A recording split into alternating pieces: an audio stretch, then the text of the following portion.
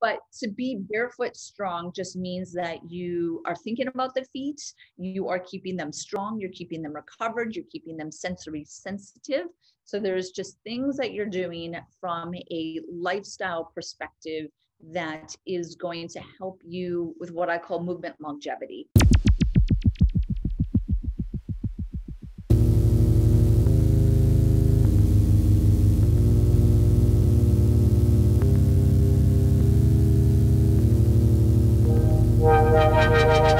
Basically, I've got you on because I've been a big fan of yours for a good 2 years. Listened to you on Ben Greenfield's podcast like just over 2 years ago. And yeah, I love what all you're about. You're delving into some real, some would say alternative, but this is as normal as it could be kind of side of things, which that's a mess in itself. But yeah, perhaps give us a little introduction. I mean, I know a lot about you, but yeah, the listeners won't. So just for hearing from you, like give yourself a little bit of an introduction. Be great. Sure, of course. Yeah. So Dr. Emily, I'm a podiatrist, but I consider myself more of a functional podiatrist, which means that I look at the body from a integrated, holistic, functional perspective. Functional meaning functional movement, but also functional medicine. So all of my patients and my philosophy on movement and foot health is also based on mind body connections, how we sleep, stress levels, inflammation, gut health. So stuff that a lot of people might actually be quite surprised that a podiatrist is thinking about that or factoring that in. And then in addition, I have my master's in human movement, and that really solidifies the functional movement side of things, how I connect the feet to the rest of the body from a movement perspective. So I'm very much into how our feet connect to our pelvic floor and our diaphragm, and how breathing patterns affect foot stability and the timing during dynamic movement. And then I've also been in the fitness industry for over 20 years. I've been a personal trainer, taught classes. I created a barefoot workout, and now I have an education company, and I really kind of call it train the trainers about how to understand feet with their clients. So yeah, that's probably the fastest summary of my background, and it gives my approach, my integrated approach to patients and individuals. Yeah, decent, very good. There's a lot there. Quite overwhelming as well. I imagine perhaps people are like, oh my God, how do you educate yourself on all these things? Because the human body, there's so many intricacies, and it is quite like health in general. People I feel like do get quite overwhelmed with it. There's so much going on in the human body. But perhaps we'll perhaps simplify it a little bit, and just delve into just the feet in general, and how we could first kind of set the scene, because I know you talk a fair bit about human feet in terms of the evolution, and I know we're born to run species, to quote Chris McDougall. It played a pivotal part, excuse the pun, in our evolution, and the foot, which it's okay, all good. And yeah, it played a pivotal part in our evolution, and it does separate us quite distinctly from other primates. So perhaps we could just start there. And there's an amazing quote I love, which is, nothing makes sense. Nothing in biology makes sense except in light of evolution, which I think is quite powerful. Yeah, I'm fascinated with evolution. I'm fascinated in the evolution of bipedalism, or us standing up and walking on 2 feet. And there's a lot of really fascinating changes or differences between primates and then humans, and how we evolved to standing on 2 feet and then walking. And a lot of those changes, those evolutionary changes, really are found within the foot, within the human foot, and then also within the human pelvis. So skeletally or structurally, changes that happened in the foot are that we have the arches. So the arches of the foot are really important to allow us to walk. And those arches create what's called a plantigrade foot. So a plantigrade foot is just a human foot, right? With a medial arch and transverse arch and things like that.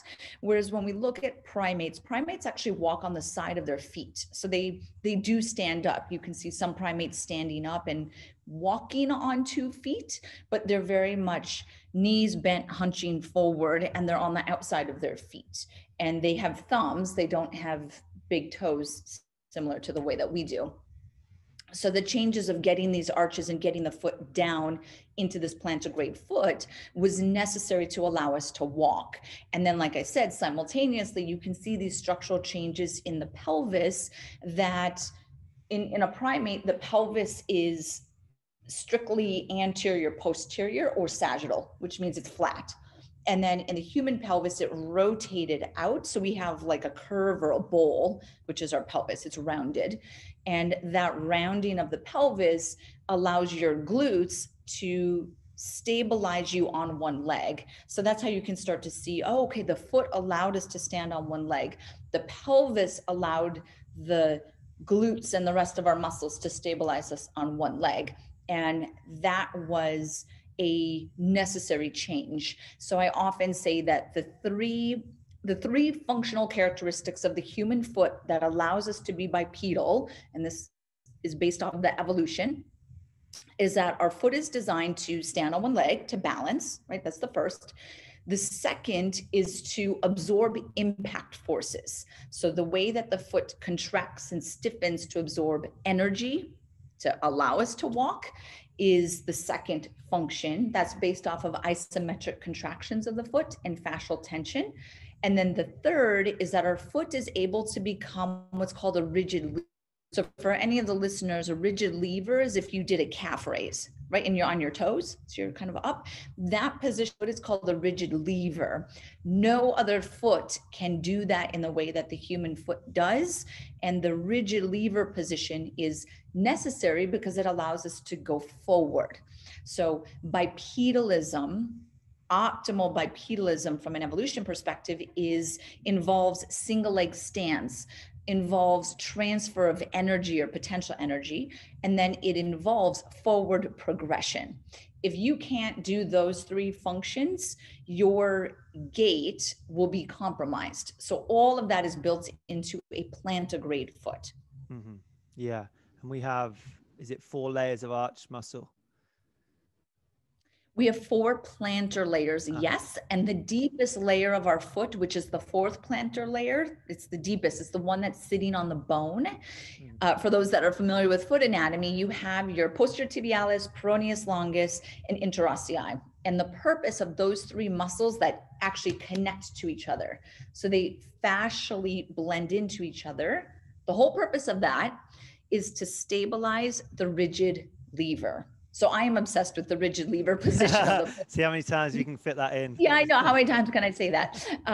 But it really is important. And everyone, a lot of people will think of the foot as, I'm standing on 2 feet. Do I have an arch? Do I not have an arch? Well, really, I care about assessing the foot in this lever, because that's the really reflection of function more so than how you're standing, what your arch looks like on one leg. It's a reflection of movement, right?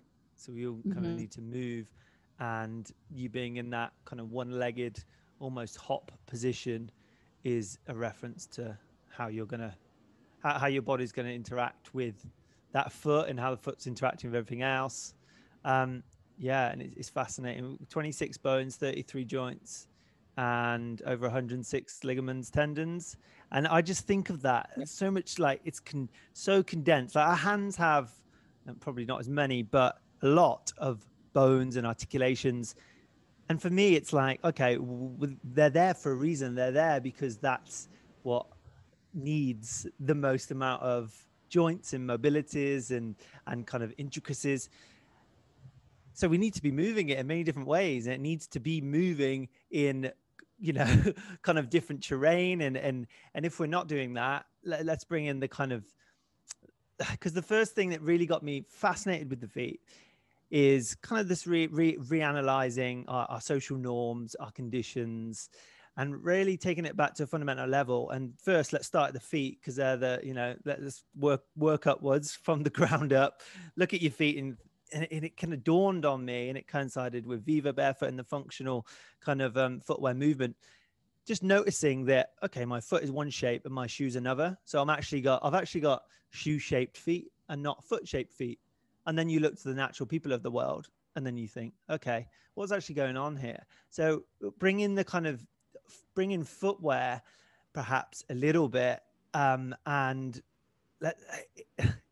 let's kind of go over the detrimental effect of footwear, because I think that's going to be the most valuable to people who are listening to the podcast, and what that all those joints, all those muscles that need all those rigid levers. If a shoe's not allowing you to perform the rigid lever, for example, then what's the kind of effects of that? And what is footwear kind of, you know, what I'm sure you have lots of people come into your clinic, and you know, they'll come in and you assess their feet, and then you probably watch them walk away in unhelpful shoes that are probably the cause of perhaps the thing that's going on with them. So perhaps kind of pick apart any of that you want to, I guess. Yeah, so I think what's important is that, yes, the foot is designed to do these micro movements, kind of dancing back and forth between pronation and supination, or for those that are watching the video, you can kind of see my hand that we're essentially locking and unlocking. That's what these movements are, right? So pronation, supination, if you understand, is that inversion, eversion, put the name to it that you want. Really what we're doing is we're locking and unlocking. And that dance of articulation is how we adapt to the terrain, uneven terrain, variety or variability of terrain, different durometers and shapes and things like that. And then that's also how you transfer energy. So you have to be able to unlock to absorb impact, and then lock to stabilize and release that energy. And this is happening. Imagine if you're walking quickly or you're running, it's happening within milliseconds. So very quickly, beyond a conscious understanding or awareness of the rate of that movement. So shoes, especially stiff shoes, supportive shoes, shoes that have midsoles or shanks throughout them, or cleats, or, you know, hockey skates. So you're thinking of different athletic and regular footwear that's supportive and restrictive. That blocks a lot of that dancing and articulation subtly that's happening with every step that we take or every move that we take. And that's, again, how energy gets transferred. So if you take away that, those micro movements oftentimes have to get transferred higher up into the body. And this can lead to a lot of knee stress, because the knee then has to rotate in and out to try to dissipate some of that energy transfer.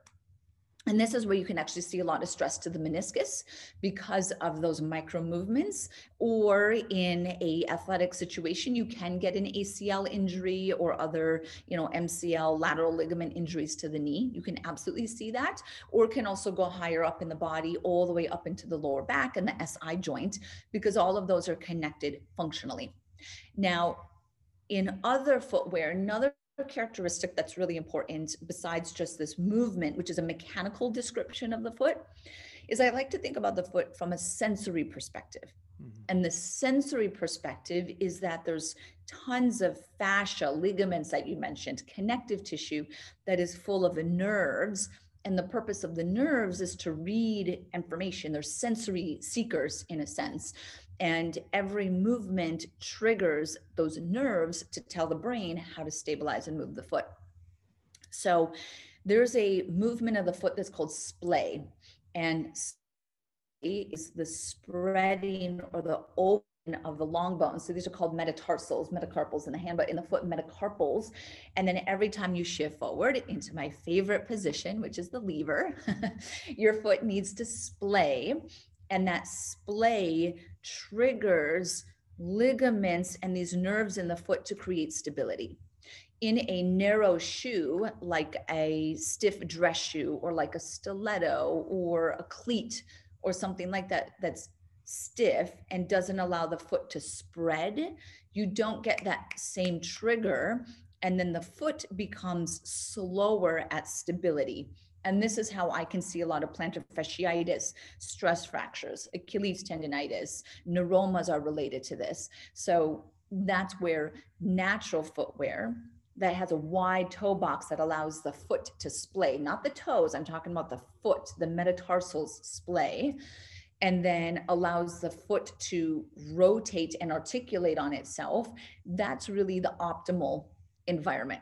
Mm-hmm. Now, if you can't control that, you unfortunately do have to look at these other shoes. So there is an appropriateness for both types of shoes, but in an ideal situation, I try to get everybody into the natural, and that's your goal. And then you can kind of pull people away from that based off of their foot type, their injury history, the stress that they place their foot on, their foot strength, and then you can find that perfect medium for them. Mm-hmm. Yeah. I often feel like a lot of shoes belong in museums with corsets. It's kind of like the same trajectory of fashion and footwear. I was reading up on it, and I thought this is where the stiletto came from, but stiletto is named after a knife. Apparently, that the heel looks like. I thought it was stilts, because back in the day, stilts were you raise yourself higher and you're kind of a higher class. That's generally why women will. Not to stereotype or generalize and get myself in trouble, but raise themselves up to feel a bit more dominant, or perhaps, tall. People don't like generally being the short person in the room. But back in the day, they would have but in real, like, olden days, you'd have people giving speeches perhaps on stilts when in town centers or something, just to raise themselves up. And I was actually researching, a lot of fashion generally would come to distinguish yourself from, the lower classes, the common people. I myself found this has happened to me at university. If anything was kind of become a bit more popular, I generally steer away from it. So it's kind of this distinction. But that was where heels came in, which I found researching was so significant, that there was an actual law that was passed in England once back in the day that the lower classes were not allowed to wear heels, which was fascinating, I found. And also, obviously, what looks more sleeker, and we use kind of fashion as a way for sex and attraction, and also status. And I thought that was fascinating, just diving into it. But yeah, I mean, I think what we have done in definitely the shoe industry and general life in the West, I think we've confused what is safe for us versus what is useful, I guess, or what protects us. And often to our detriment, I believe. There's a word in Spanish, to isolate is the same word that means insulate as well. So when you insulate yourself, and this might be in your home with the temperature, when you insulate yourself, whether that be a shoe, you actually isolate yourself from the world as well. And I thought that was a really interesting point.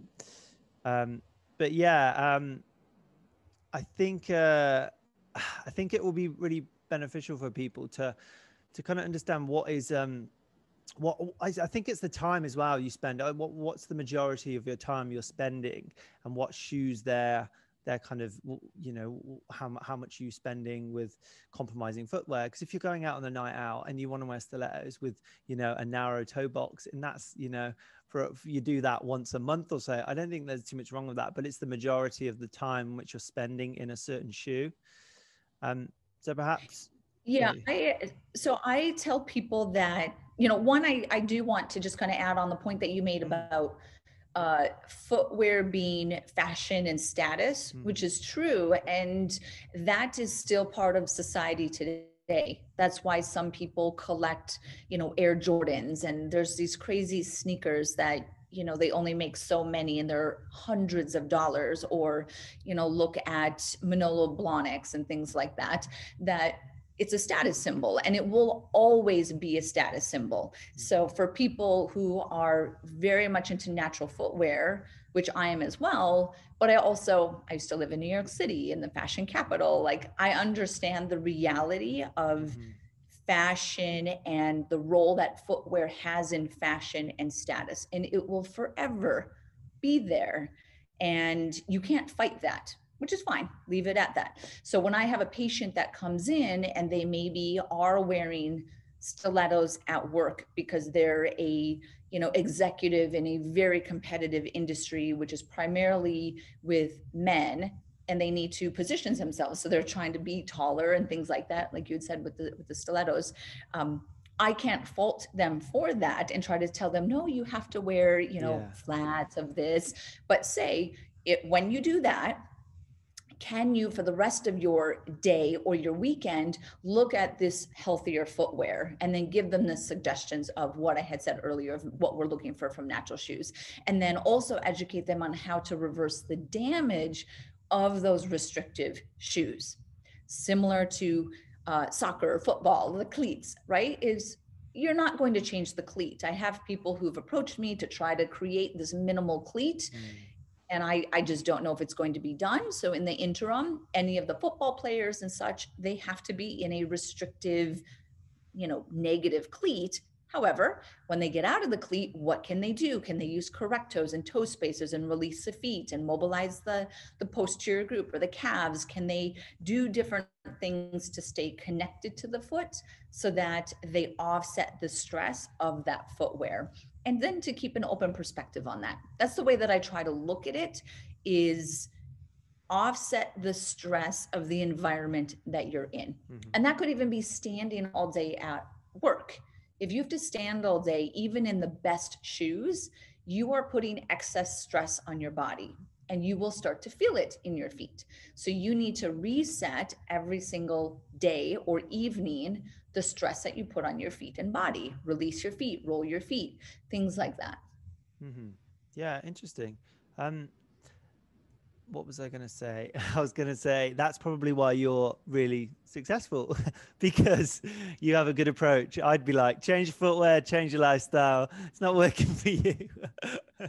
And just tell people to be a realist. I'm a good diagnosis. Yeah, I try to be a realist, because I understand. I think that's good. It's kind of like, everywhere you got to live a little also, you know what I mean? Where if it's like you're going to a wedding, or it's your wedding, let's say it's a female who's very much into minimal shoes, but she's getting married, wear your heels. Like, I'm not going to look down on you. It's your freaking wedding day, so I try to keep a really realistic understanding, because I think the other thing is that being in practice so long is I understand human nature and the way that people do things. So when I give recommendations to patients, let's say certain exercises, I give them a couple, like 2 to 3, and I want you to do this every day, consistently, week after week, and then we touch base once you do it, right?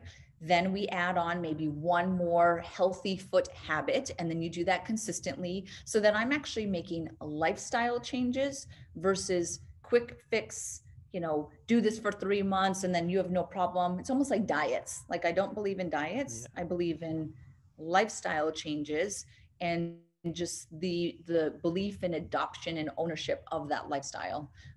So that's how I try to look at patient care. Yeah, and consistency over intensity as well. I think that's key for anything. Sometimes harder, but yeah, consistency. I'm glad you brought up weddings, because I think weddings are an amazing opportunity to go barefoot. Last year I had 7 weddings, and every one of it, because you can get away with it. Obviously, if you're not the groom or the bride, maybe I will when I get married. But yeah, it's a great opportunity because everyone's just having fun, and it's not like you're going barefoot to a funeral. Everyone's just so chilled, and it's an opportunity for you to just kick your shoes off and have a good time. I made it a point of it, and I was definitely got a lot of nicknames when I was like 7 weddings barefoot. But I saved some money on constantly changing shoes. And I think I've definitely changed since I've changed a lot of my footwear. I've definitely, and going barefoot more, I think I've saved a lot of money on shoes. I wanted to bring up the fact that my feet have grown a size since I've been barefoot quite you know, the majorities of the day? Is that a thing? What happens there? My friend, I had to sell some shoes because I was like, I've gone up a size, and my friend was like, yeah, you stopped growing at 16. So perhaps you could debunk that a little bit. Yeah, so that really is, you're taking advantage of this splay that I was referencing, Yeah. right? So when you start to optimize the spray and the splay and the toe spread and kind of just that natural dexterity, the foot is going to widen. And I have had some people say, oh, well, now I can't fit into my favorite shoes that are more narrow, so I'm not going to. They kind of see that as a negative, where actually that would be your true foot size. You just actually went into the negative direction, or like smaller, because of the restrictive footwear. So it is absolutely normal to have a wider foot because of the splay and the stretch and kind of just getting that full range of motion, which is great. Now, where you could actually see the opposite though, is that flat feet or pronated feet are wider, are bigger, wider, longer, right? Now, if you strengthen the foot through wearing minimal shoes, short foot, barefoot training, everything that I advocate, you can actually start to build up an arch in certain flat feet or overpronated feet. When you do that, that foot would actually become smaller. So I want the listeners to understand that if you have, let's say, just a primarily neutral foot that is always in kind of tight restrictive shoes, and you start wearing minimal and you go barefoot, yes, your foot could become bigger. Totally normal. If you have an overpronated foot that is still in supportive shoes and whatever, but you start to strengthen the foot, that foot can become smaller. Interesting. Yeah. Well, I think we'll tap into that a little bit.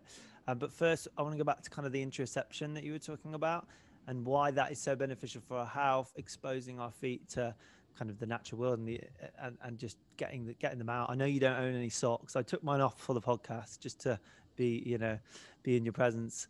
But yeah, the neurotransmitters, I think we have like over 200,000 in the foot, don't we?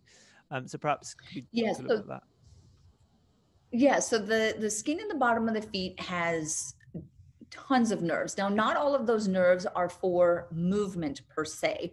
Some of those nerves are considered mechanoceptors, and the mechanoceptors are tactile nerves or touch nerves, which means that they're touching the ground and reading the ground, or they're reading the shoe or the interface. And those mechanoceptors are sensitive to four main stimuli: pressure, texture, vibration, and skin stretch. So that's primarily what we use to understand the ground, the surface, movement, and then that stimulates our brain to control body awareness and the control of movement. Now, all of those input systems start to get blocked when we put shoes on, and especially shoes with cushion, because one of the most important stimuli that is coming in to those mechanoceptors is vibration, and ground reaction forces are vibration. So actually 70% of the mechanoceptors in the feet are sensitive to vibration. So that's where I want people to understand the potential role or deleterious effect of cushion in shoes, because it's taken away vibration, but vibration tells us how hard we're striking the ground, and vibration is our energy to take the next step. Goes back to the evolution that I spoke about in the beginning. So the more sensory that comes in, the better the movement output. And that control of sensory in, movement out is controlled by a part of the brain called the somatosensory cortex. And essentially the S1M1 is what that part is called. The more, or the quality or the accuracy of the sensory coming in, the better the movement, or the better the coordination and the rate of the movement coming out. Because your body will find a way to move, but we want it to be coordinated, and we want it to be quick and smooth and efficient. So all of that sensory information is called exteroception. It's between our body and the external environment. We also have interoception, which is our internal environment, and that would be our perception of equilibrium internally. That kind of translates into safety or not safe. And that could be an example like butterflies in your stomach. if you're starting to get palpitations, right? Or you feel yourself getting flushed, or you feel like you can't breathe, like all of those is you interpreting your internal sensation or internal environment. Exteroception, or the external environment, actually connects with your internal environment, or interoception. And that's you putting an emotion onto external sensation. So I will actually use barefoot and touch awareness. NABOSO's one of my companies that I know you know, we make textured insoles and mats and balls and things like that to stimulate these mechanoceptors, that if I have someone who's really anxious, either stand on the NABOSO mat or hold a NABOSO ball, they can connect to the external awareness and then train the body to use that external stimulus as a anchor to calm them down internally, if that makes sense. So there's kind of this dance between internal and external sensory, and that's really the direction that my practice is going. I love sensory, and I love sensory both externally and internally. Something similar perhaps would be someone who suffers from anxiety or is going through a traumatic experience.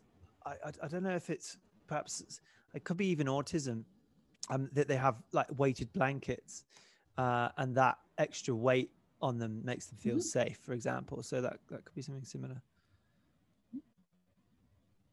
Absolutely. So weighted blankets and weighted vests and wrist weights and all these things, those are essentially stimulating the proprioceptive system, and they are mimicking gravity. And I actually use these a lot in patients that have movement disorders. So if you have Parkinson's, stroke, Huntington's chorea, there's so many movement disorders, but one of those, what starts to happen is that in a movement disorder, and actually with age, space and my ability to relate to external objects. So if I have no sense of where I am in this room on a neurological level, like a deep nerve level, my chance of falling is going to be higher.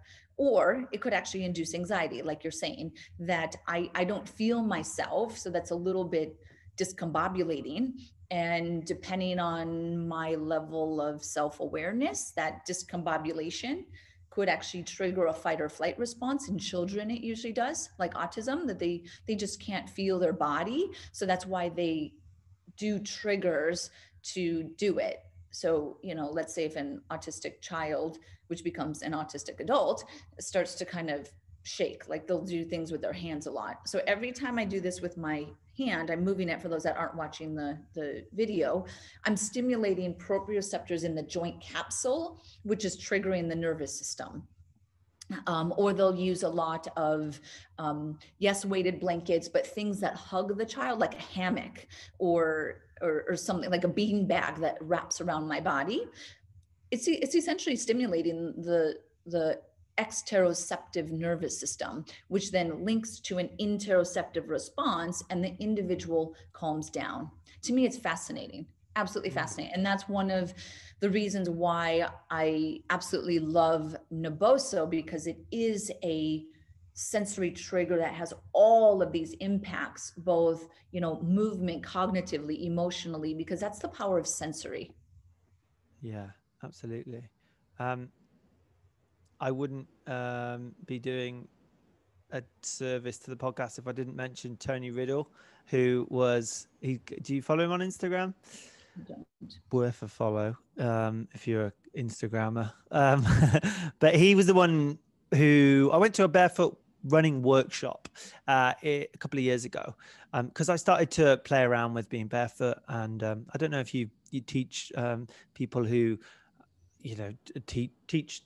I don't know if you teach teachers who have a lot of like running athletes or in that kind of realm. But yeah, he for me kind of really educated me around what you were saying before about compliance, and the fact that when we're in kind of less than 4 millimeters, I think it is, of footwear of distance from the ground, whether that's barefoot or within that natural footwear, and that you become compliant, so you become soft when you run, and you just need to allow that to, because a lot of people will take their shoes off and then feel like they can run, but they end up getting injured because their kind of technique's all out, because they've been running in shoes and they've stiffened up, and the shoes do the work. The shoes kind of get soft, so you get stiff. So but if the ground's hard, and you're in minimal footwear, then you'll soften and the ground remains stiff. So similar to what you were saying about that kind of sensory feedback and how important that is. Well, yeah, a lot of people don't tune into their feet. So that's also what it's training you, is what he was alluding to, right? Yeah. Is that it forces you, or it trains you, or you work with a coach to learn how to tune into your feet. When we have shoes on, because the brain can only focus on so many things at a time. So it will tune out what it does not prioritize. So you have to then reprioritize tuning into your feet, so you actually feel the ground. You notice the pattern that your foot is contacting the ground, how hard it is, the terrain, the texture, all of that. And then once you tune in consciously enough, you can start to make that a subconscious pattern, and you don't have to think about the way that you're stepping down. But yeah, that's a great analogy as well to that. So perhaps you could talk about some of the real practical takeaways of like what people can be doing. I know barefoot is kind of a non-negotiable, doing things if you're exercising your feet specifically, because I think for me here, this is all kind of alluding to, let's concentrate on the feet. Let's like talk about them. Let's get them out. Let's try and, let's not ignore them. Like they're there. They're the base of support for your whole body. And what is going on with your knees, hips, it affects everything. It does, the way we interact with the ground, because we're moving around.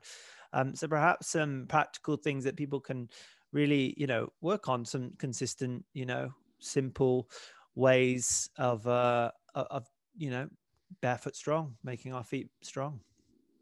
Yeah. So, and I love that you said barefoot strong, because that's what I call it, is barefoot strong as a lifestyle doesn't mean that you have to be barefoot everywhere. Like you don't have to go to weddings barefoot. You can. I did cut myself a few times in the evenings. Right.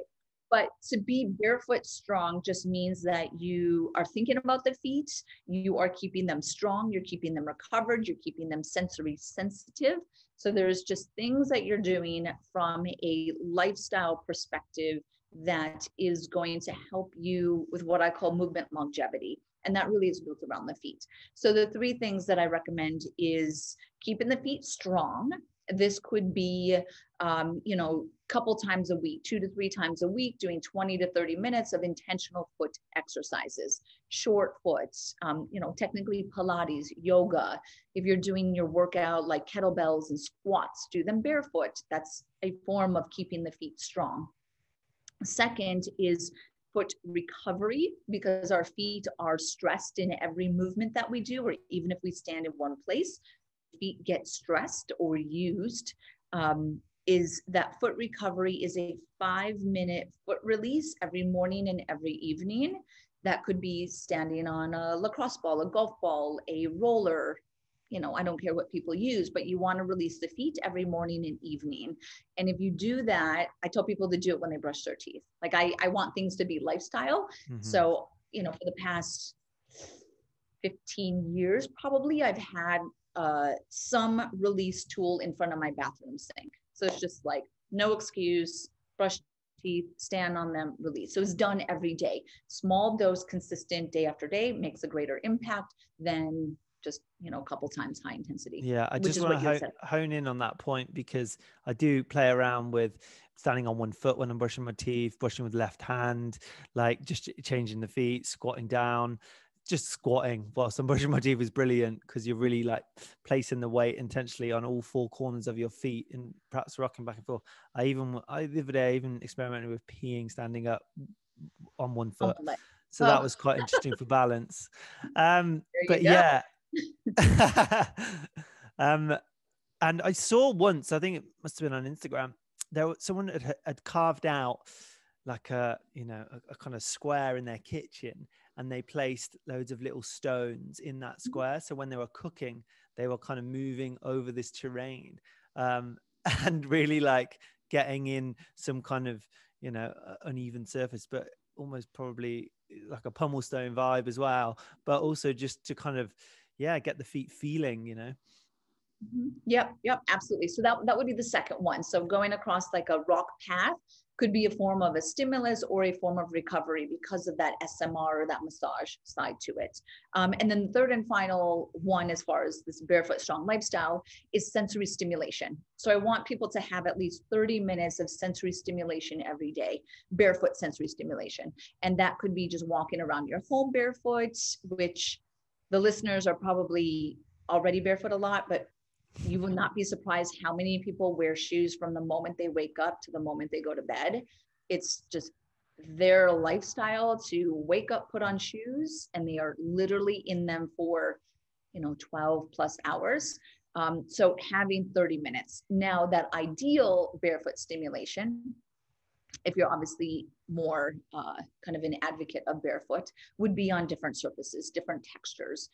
Incorporate vibration, do it outside. So you could actually couple barefoot stimulation with earthing. So you're actually getting this kind of that electrical charge side of it, which is really, that should be, it's my fourth one, should be earthing, is really what I'm an advocate of as well. And then those four are really appreciating the foot from a lifestyle perspective for the purpose of longevity. Awesome. Yeah, that's a great quote right there. Could we talk a bit about grounding? Because I think people know of it, they've heard of it. I remember one person was like, "Oh, you're grounding." I was like, "Eh, I'm just walking." shoes are alternative to me. But yeah, that kind of neuro, is it neuro or the transmit? What's happening there with the kind of what are we receiving and what are we? Do you know much about that? Yeah. So I actually learned quite a bit about this through the American Academy of Anti-Aging Medicine. And it's something that I like it. It's easy to do, and it is easy from like a lifestyle perspective. Now, it is based around electromagnetic. So that's kind of the philosophy on it. And it is built around that we have a positive charge, and then the earth has a negative charge. So that's the kind of the magnet of it. This would be very similar to people who might put a magnet on their wrist to have motion sickness, right? So there's kind of motion sickness bracelets that have a magnet. There's also other ones for autoimmune conditions and things like that. Same philosophy. Inflammation in our body and free radicals, which is how we age, is through positive charges, right? So we become acidic is a way that you could think of it as well. The positive is acidic, inflammation, oxidative stress. It's what ages us. That if we are on the earth, we are able to then cancel out or balance those positive charges within the body through the negativity or the electromagnetic charge of the earth that's being on grass, dirt, natural surfaces, concrete. You can actually ground on concrete. You cannot ground on wood. The higher you are in a high rise, so like an apartment building, how I used to live in New York City, the higher you go up, the higher the positive electromagnetic field around you, and it becomes more negative from a health perspective or a longevity perspective because you're further away. Grounding blankets and things like that do work, and they work in the same way as how if you're grounding outside. Those would go like under the mattress of your bed, and it would try to balance out this positive charge. Now, I will tell people that from a lifestyle consistency, something that you could actually do would be 15 minutes of grounding every day. And that could be, I do it when I wake up in the morning and I take my dog. So my dog is going out for his little walk, do his business. I'm on the front grass and just kind of barefoot, or I'm with my daughter at the end of the day, barefoot on the grass. So I'm outside grounding. And that makes it really easy and doable versus, oh, I have to do an hour out on the grass. What am I going to do? Like it's a little bit difficult. So I'm a huge proponent of grounding. I actually did a webinar on grounding that people can find on my YouTube channel.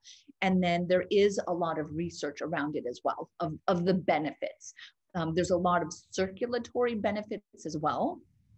that it will actually increase or vasodilate and decrease vascular resistance in the feet. So that is healthy from like an aging perspective, or a diabetic or a neuropathy. Any of those, you want to incorporate the grounding as well. Mm-hmm. Yeah, awesome. Can that lead us on to children and how important it is for children to expose their feet to the outside world? Yes, absolutely. Oh my gosh, I totally believe that babies and children should be barefoot as much as possible. Now, the reason that children should be barefoot is that they are in what's called a peak window of neuroplasticity. So their brain is open and creating all of these really important synapses for body awareness, foot awareness, balance, posture, gait, emotion. So this is where the autism, so emotional flexibility starts to get established, cognition, and then of course movement. So those are the three kind of brain functions that you're looking at. And, you know, from the barefoot is no socks. Parents love putting socks on babies. It should be barefoot. But these are pink. Put them on. I know. No. Totally barefoot. Outside is great. In the dirt, they get all of the bacteria from the good bacteria from the dirt, and that's for the gut biome. So my daughter is constantly in the mud and the dirt, and I don't care at all. And being on different surfaces and just really stimulating the nervous system. And then if you do have to be in shoes, if the child's not even walking and they're crawling, I just don't see the point of shoes on that type of a child either, because they're not even walking. So it's just like a cute little thing that I would rather have the feet exposed. And then what you can do for a baby that's not crawling yet or walking, so you're talking kind of the earlier first few months, is massage the feet. So when you are changing the diaper after the bath, just massage the feet as much as you can. And same thing with the hands. So you're waking up those nerves and building this connection. There's a research study that I had posted probably, I think it was over a year ago now, but it's a great study that showed that a 7-month-old baby, when you would touch their feet, it would actually light up in the somatosensory cortex, and they could see that. Yeah.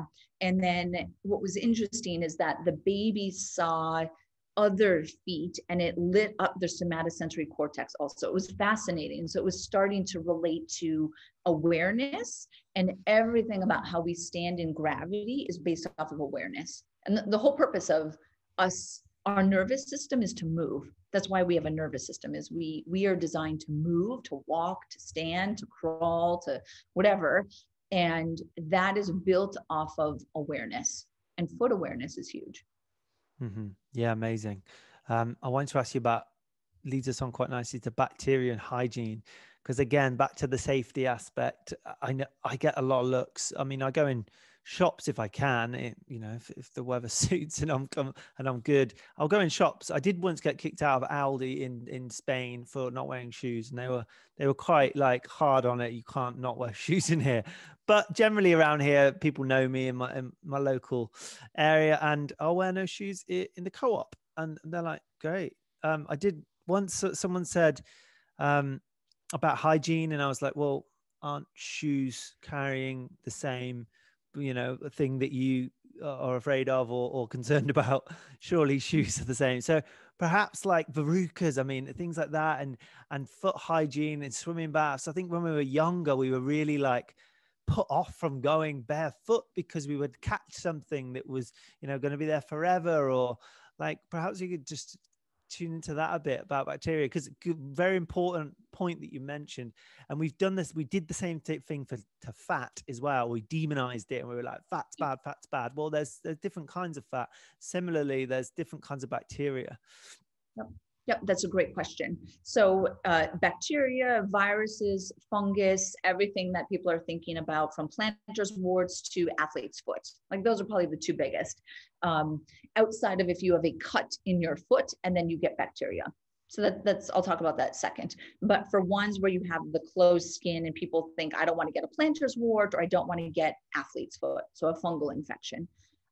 Both of those like moist, wet environments. So you're thinking of Really socks when you're in socks and shoes the entire time, right? So maybe, let's say, maybe you took a shower at the gym and then you were exposed to the virus of the plantar's wart or to some fungus that was in the carpet of the gym locker room or something.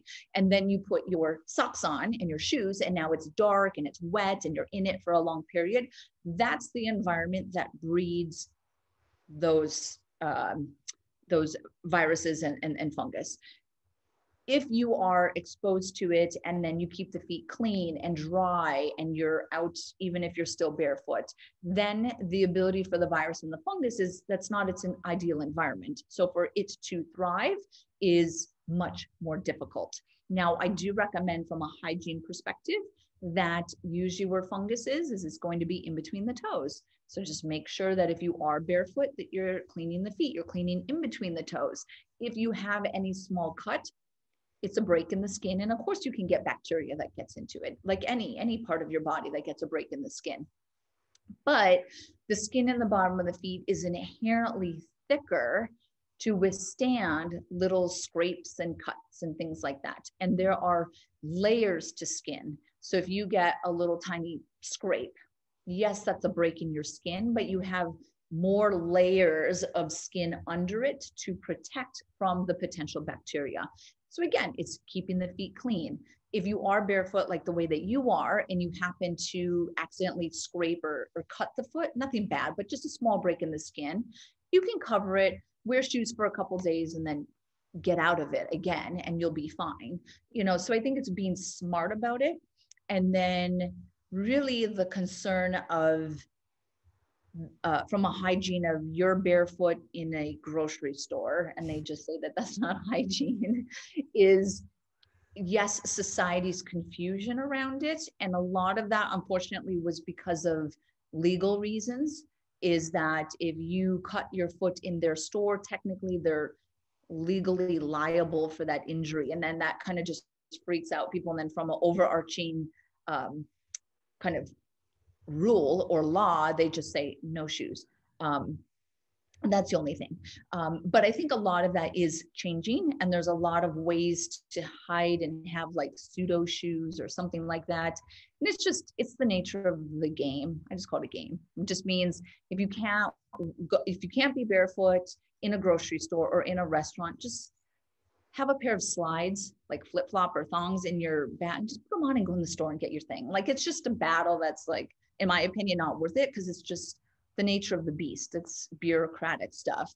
But for the most part, 99% of the time, could you be barefoot and then be smart about it without concern of fungus, viruses, and bacteria? Absolutely. The final thing that I will reference about the viruses and the plantar warts is there's actually a genetic propensity to that. So if I had 10 people and there was a virus on the floor and they all walked across it, probably 1 or 2 people would actually get a plantar's wart. And that's because of their genetic susceptibility to that virus, where all the other 8 people had the same exposure to that plantar wart virus and had no concern. Now, the plantar wart virus is an HPV virus, which is the same HPV people know as like herpes on the mouth, or cervical cancers and things like that. So you do want to treat them and, actually pay attention and address them, be looking at your feet and make sure that you are taking care of any of those things, because you don't want to give that to someone else. So that's probably your societal responsibility, is if you have a plantar's wart, is to cover it until you get past it. Otherwise, you are spreading that virus to other people. And I think COVID also helps people to appreciate that it will spread, even if you don't understand it, is wait till you're past that plantar's wart or that virus and then be barefoot again. Yeah, absolutely. And we're made up of viruses. I heard that the other day. I've been listening to a lot of Sean Stevenson. Do you know him? He's got the Model Health Show podcast and channel. But I'm not surprised. Society, our oldest, being is the bacteria and the fungus and the viruses in our gut and in our body. So, yeah, I'm not surprised. Yeah. I wanted to ask a lot. I know a lot of people that I know I relate to and stuff, and we chat about this kind of thing. wear toe separators. Now, what are your thoughts on toe separators? You mentioned them earlier, correct toes, which are, shout out to the Foot Collective, is it? I got some from there, which came all the way. I don't know where in America they are, but they're doing some amazing stuff as well. They've got online tutorials and stuff about, you know, connecting back to the feet. But yeah, they've got correct toes, which are toe separators, which a lot of people, when they come visit me and I've got them on, say that I've just been for a pedicure. So that's the image you can have in your head when you think about what toe separators are. So what do you think about them? Just to kind of, in my limited knowledge of it, is just to generally bring your feet back into that splay and but back into a natural toe box or shoot box from the compromising footwear that you might be wearing, just to offset that. Yeah, so I'm a huge advocate of toe spacers. And the reason is that, one, yes, it favors toe splay, which is a little bit different than forefoot splay. Remember, forefoot splay was the metatarsals, and that was this proprioceptive trigger to the foot to stabilize. The toe spacers for toe splay are obviously spreading your ground to surface contact. When you think of the lever, which is this favorite functional position, a powerful lever is one where the toes are long, wide, and straight. So that's the ideal position of the toes, is you want them to be long and straight. Now, based off of certain muscle imbalances, intrinsic, extrinsic. Intrinsics are the ones in the foot, extrinsics are outside the foot, thinking like the calves and the post tib, larger muscles. When you start to get this imbalance and the extrinsics become very strong, they pull the toes in and they hammer or they contract. So using toe spacers can give a mechanical advantage to the intrinsics or the smaller muscles to try to get away from that contracture or that hammering of the digits, because hammered digits in a lever is less efficient or less functional. Another reason that I like them is that they stretch meaning it's not a perceivable stretch, but it's stretching the small ligaments and connective tissue closer to the MPJs or the lever of the foot. And then that can be very beneficial for neuromas, for metatarsalgia, for plantar fascial issues. So I try to relate it for those reasons. So yeah, probably 95% of my patients, I'm telling them to wear them. Yeah, amazing. They should be endorsed by NABOSO. Exactly. I'm surprised you haven't got any that you've made yourself that vibrate. Yeah, exactly. What was I going to ask you? I want to talk a bit about NABOSO and what that generally is. I know we touched on it earlier. But before that, I thought I'd ask you about, someone asked me the other day when I said I was going to have you on. I can't remember what it was. It was something about like orthopedics and some kind of condition. I'm seeing if I can have a look for what it was. Never mind. It doesn't matter. Maybe I'll message you. I feel like I want you back on anyway. We haven't even talked about fascia. How have we not talked about fascia? I know. Fascia, I'll give you my fascia 101. So I look at fascia as an extension of our brain. And this goes back to sensory and how sensory is so important to the way that we relate to ourselves and to control movement. So fascia, I look at it as an extension of the brain because it has over 100 million sensory nerves. Now, those 100 million sensory nerves, a majority of them are actually interoceptive, which is quite fascinating. And interoception, remember, was our internal environment that we are creating am I safe or am I not safe? And then there's an emotional relationship of, fear, anxiety, happiness, satisfaction, whatever you associate to that sensation. So fascia and our myofascial web is very deeply linked to emotion. And every time we move our body, we move our fascia, right? This connective tissue. So that's how I like to relate motion and emotion. So motion or movement is a powerful way to influence and control emotional states, anxiety, depression, things like that, that it is based off of this dance between sensory interoception, movement, and then throw exteroception in there as well. Mm-hmm.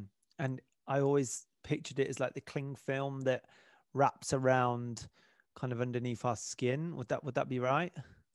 So it wraps around all of our tissues. So it's in between our organs. So that's called visceral fascia.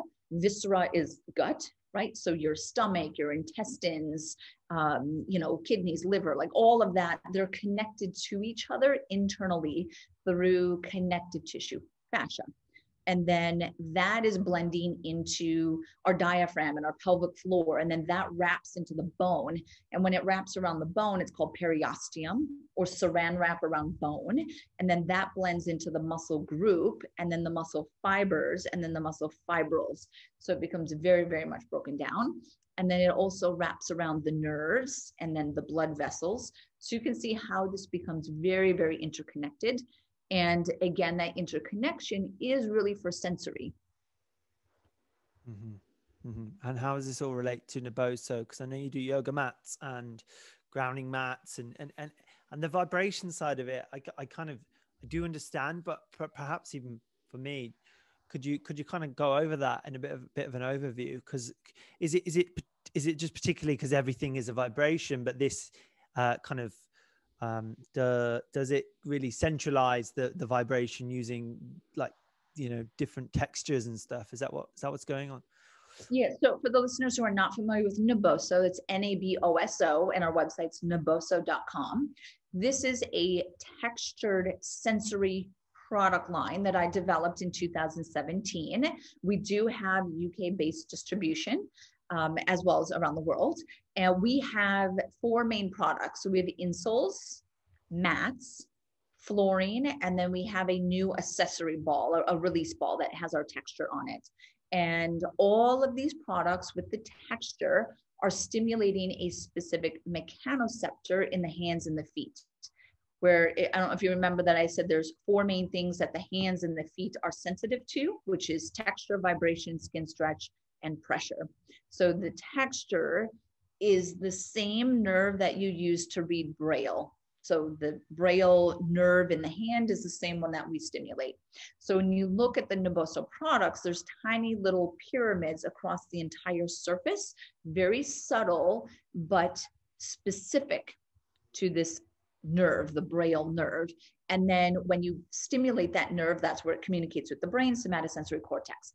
So we're trying to bring, let's say if you're wearing shoes, even minimal shoes, you don't get all sensory stimulation because you're in a shoe. You just took the interface, or you put this interface between the nervous system, foot, and the ground. So we're bringing sensory back into the shoe to then help the brain and the body feel the feet, connect to the body, connect to the movements that you're doing. And this has application in medical, meaning people who had stroke, neurological conditions, to wellness, people who stand on their feet all day, so ergonomic, and then to performance. We have a lot of professional athletes that use them, and then fitness as well. So that would be the insoles. The mats would be if you are training barefoot and you want to get more out of your barefoot. And that's actually why I founded the company, is that I was traveling around teaching people about barefoot training. Barefoot is amazing. Let's be barefoot. And then it was kind of like, well, once I'm barefoot, then what surface should I be on? What surface optimizes the fact that I'm barefoot? Or as people who are like, I want to take barefoot to the next level. So how do I get my nervous system even more activated, which is surface science? Are you going to do it on hardwood floor, on a standard rubber gym floor, on AstroTurf, outside on the grass, like on sand? What are you going to be on? So NABOSO flooring and mats is that surface to kind of get more barefoot stimulation. Now we have partnerships with PowerPlate as an example. PowerPlate is a vibration platform. They are one of the other 4. So you can bring in vibration, you can bring in texture, and you are increasing brain stimulation. So that's where you can kind of look at it as well. Or if you have the mat on a hardwood floor and you're doing different dynamic movement, like jumping and landing, you will get vibration that comes through because that's ground reaction forces. So the purpose of the entire NABOSO line is to optimize sensory stimulation for dynamic movement and body awareness, which means both emotional and just a physical movement perspective. And then how you tie that into footwear, training environments, rehab, anxiety, emotional, children development. There's a lot of application, but NABOSO is my way to help people, do what I educate about and kind of preach. Yeah, awesome. My friend's actually got the ball, the one with the pebble in the middle. Is that right? Is that one of the newest technologies? I asked him about it, and he loved it. The middle is kind of acts like this little pebble that you can just move around your foot, and it's so simple. But yeah, it's great. I'd love to. Do you have a UK distributor? We do, yeah. So if anyone goes to naboso.com, naboso.com, it will geolocate them to our UK distributor. Mm-hmm. Yeah, amazing. Morton neuroma, does that ring a bell? Is that what my friend asked me about? What is this, and how can you cure it? Yeah, so a neuroma, that's actually a really good question. And that had to do with the splay that I referenced. So metatarsal splay or forefoot splay and toe splay, both of those can tie into spreading of the foot, where a neuroma is a ball of scarred nerve tissue. And the nerves in the bottom of the foot cross each other. Kind of for those that are on the video, they cross in a way that you can see my hands. And there's this crossing point that where it crosses is where the neuroma occurs. And in footwear that is too restrictive, you don't get this optimal splay. So you kind of pinch it or scratch it and scrape it and irritate it. And then you get an inflammatory response and a scarring response. And that's really what a neuroma is. So I will recommend people to release their foot, use the neural ball if you want, and that little black one that's in the neural ball, or use wider footwear, so more minimal footwear. Use toe spacers is another one. So those are things that are optimizing splay to take pressure off of the neuroma. Mm-hmm. Yeah. Amazing. And kind of lastly, I know you said that there's a ton and probably too many because you get hassled all the time of these functional footwear brands. There's a new one. I don't think anyone's doing it like the best. I don't know. I always think there's room for, like, my girlfriend was asking me the other day about, like, she was looking through the Vivos and she didn't like any of them. And I know they do change, of course, their fashion as well. So they're changing seasonally. But she was like, why is no one doing like a really good looking shoe with a functional footwear? So I just don't think anyone's hit the spot yet. What are your thoughts? And do you want to share any that you would draw people to? Yeah, so there are a lot of minimal brands. There's a lot of people that are still continuing to try to redefine this or to make them more attractive. Right. So they're not just an athletic shoe. And that's where a lot of the first ones is they were a minimal running shoe. So they're a sneaker. But then people are like, well, what about when I go to work and I want to wear like a dress shoe, but I want it to be natural? So you'll actually see more and more of those coming up. Some of the minimal athletic based ones that I like and that we work with are Zero Shoes is one of them. I think that they're a great company. They're a great shoe, especially some of their newer shoes that are coming out are aesthetically very appealing to the eye. And then they're still functional. Of course, Vivo Barefoot, have to mention that one. And Feel Grounds that's a European one. Feel Grounds, I really like that one. And then I still like Vibram 5 fingers, even though you have the 5 finger with them. But I like them, especially the way that I train. I like them. Strike Movement is a Canadian one, which is great. And then Groundies is a German one. And they're really good as well. Those are the main ones that I refer to people. And there's many. So if people understand the features of shoes and like the aesthetic and then the features of a certain brand that maybe I didn't mention, I often tell people that's great. If it works for you, that's great, because every foot is slightly different. And that's one of the hardest things to get into is I couldn't imagine having either a custom orthotic company or a footwear company, because feet are so complex and so varied that not everyone will fit a Vivo barefoot and will it feel comfortable. And then not everyone is going to wear Zero shoes and feel comfortable. And that's why you have so many different shoe companies with slightly different last shape. The last is the shape of the shoe, that the shoe is kind of the mold that it's made out of. And every last is slightly different. So look at the shoe companies and their different lasts. There are some minimal shoe companies that are mirroring the Vivo Barefoot last, but I honestly like the Zero shoe last shape more. It fits my foot better, but that's my foot. That's not everyone's foot, right? So look at the last to understand which shoe brand might fit your foot better. Yeah. Yeah. Amazing. Is the guy with the curly hair the Zero shoes creator, because he has some amazing descriptive, his extensive vocabulary is just amazing to watch and listen to, because he describes every shoe in such a beautiful way. I think he's the founder. He's got loads Stephen Sashin. Yeah. And he has a YouTube video if the listeners want something fun to listen to. It is, I have to swear for it, or it's like, bleep that barefoot runners say, or something like that. Like, go to YouTube and look for, shit that barefoot runners say. It is hilarious. He made it, I think maybe like 10 years ago, but it's something that you should share or put it into the story notes. I'll send it to you because it's hilarious. Yeah, brilliant. I mean, I found his description of the excursion boot hilarious, so I'm sure that's going to be even better. I did get some Zero excursions, and they were great. I mean, especially breathability and waterproof, like they got that quite on point. I sold those because they were just a bit small, and I just bought some bigger snow boots.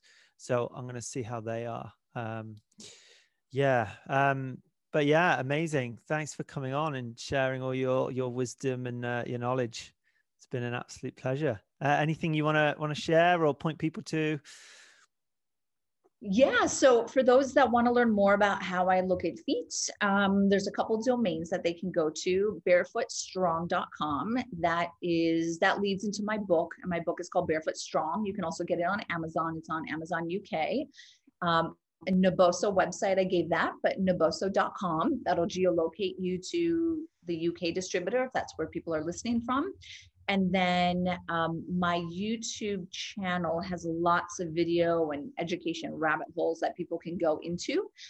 That links off of my education company, which is ebfaglobal.com, and that will link people.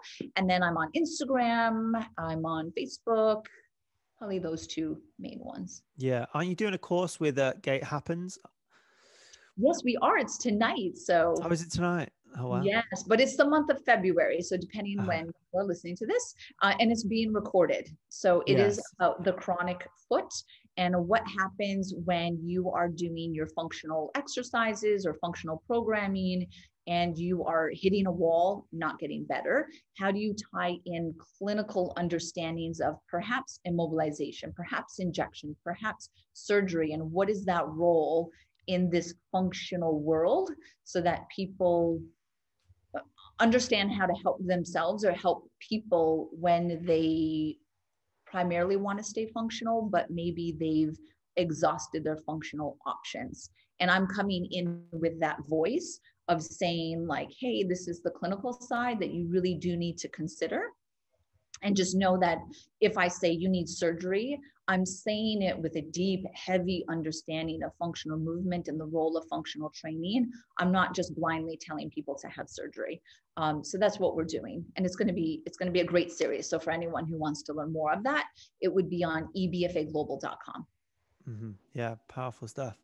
Finally, any seminal books that you would recommend are kind of a must for anyone else to explore more about foot health? Well, not necessarily foot health. Okay. But I would say functional. Like movement functional. So this one will tie to feet. Born to Walk by James Earls. He's British. So That's definitely one that ties in fascia and fascial lines. One more based around sensory and movement is called Smart Moves by Carla Hannaford.